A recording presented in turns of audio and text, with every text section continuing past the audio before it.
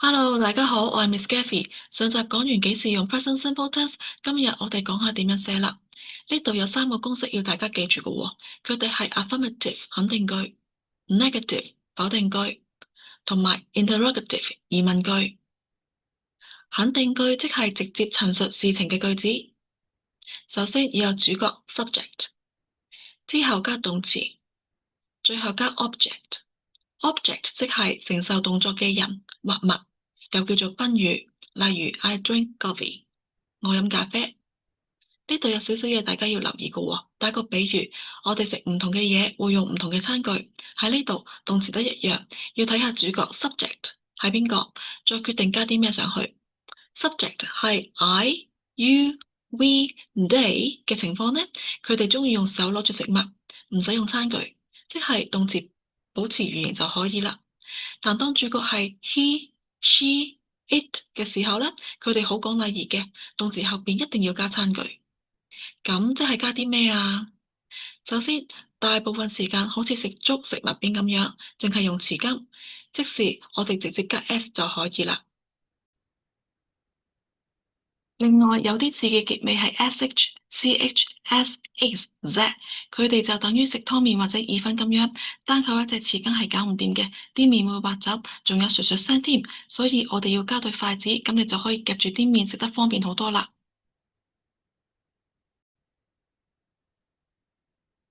例如 wash 加 es 讀成 washes，watch 加 es 讀成 watches。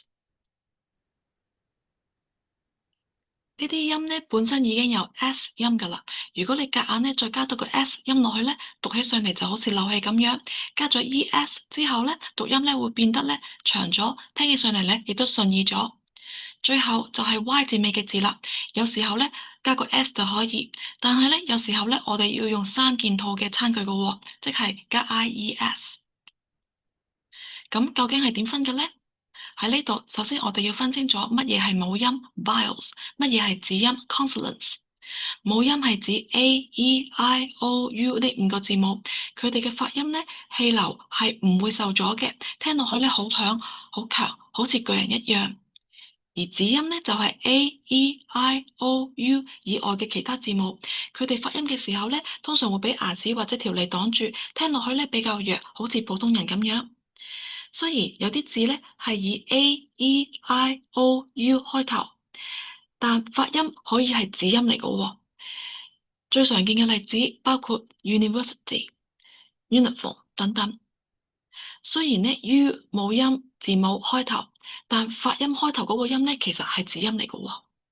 但係唔需要擔心，我哋咧直接睇 a、e、i、o、u 呢幾個字母咧係最快、最簡單嘅方法，而且咧絕大部分情況之下咧，我哋都會寫啱嘅。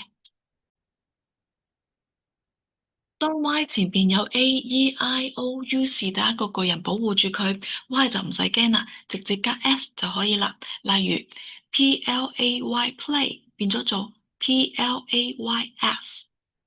但係咧，當 Y 前面咧係其他字母，佢哋咧就保護唔到 Y 啦。咁 Y 咧感覺到唔安全咧，佢就會咧驚到褪後兩步嘅喎，仲要揾埋 I 同 E 兩個保鏢添。例如 Fly fly 會變成 Flies，study 會變咗做 Studies。第二個公式咧，要大家記住嘅係否定句，即係用嚟表達不、沒有或者不是嘅句子。公式係主角 subject 加 do 或者 does，再加 not，再加動詞，跟住咧加 object。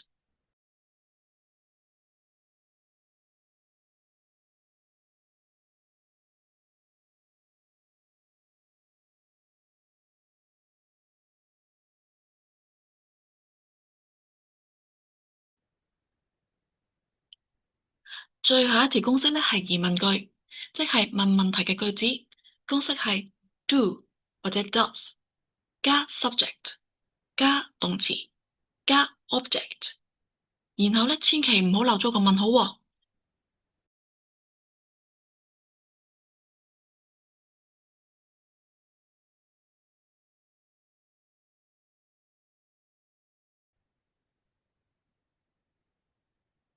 希望大家都可以記住呢啲規則啦。再見。